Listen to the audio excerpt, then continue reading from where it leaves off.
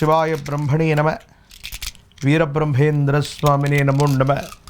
జై వీరబ్రహ్మ జై గోవిందమాంబ జై. వచ్చినటువంటి ఫలితం 5. ఇది బుధుడికి సంబంధించినటువంటి ఫలితం. పైగా మీ యొక్క జన్మరాశి నుండి అతి చేరువలో పంచగ్రహ కూటమి కూడా ఏర్పడబోతుంది ఈ మాసంలో. 5 గ్రహాలు యోగిస్తూ ఉన్నాయి. కేతువు కూడా అదృష్టాన్ని ఇవ్వబోతున్నాడు. శుక్రుడు, బుధుడు, దేవగురువు అయినటువంటి బృహస్పతి కూడా సానుకూలవంతమైనటువంటి ఫలితాలు ఇచ్చేటువంటి అవకాశం ఉంది.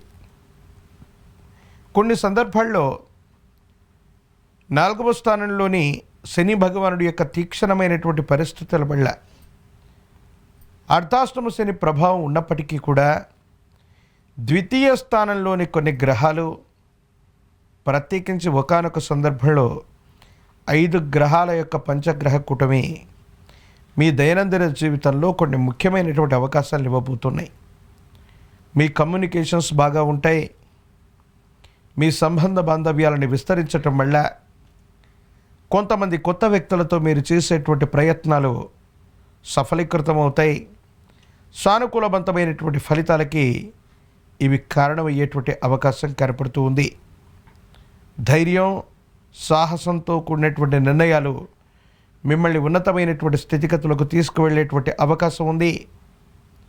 ఆధ్యాత్మికత పెరగడంతో పాటుగా దూర ప్రాంత ప్రయాణాలు అవ్వచ్చు. కుటుంబ సభ్యులతో విహారయాత్రకు కూడా వెళ్ళేటువంటి అవకాశం కనపడుతూ ఉంది.